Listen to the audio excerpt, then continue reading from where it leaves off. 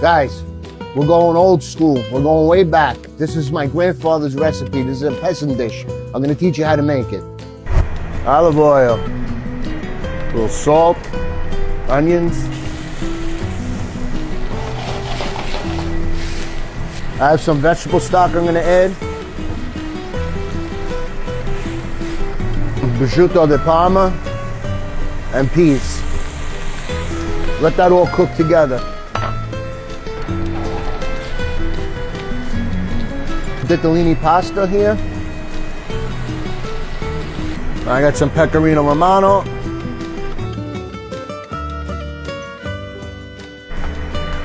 Oh, this smells delicious. Now I'm going to top it off with a little Parmigiano Reggiano.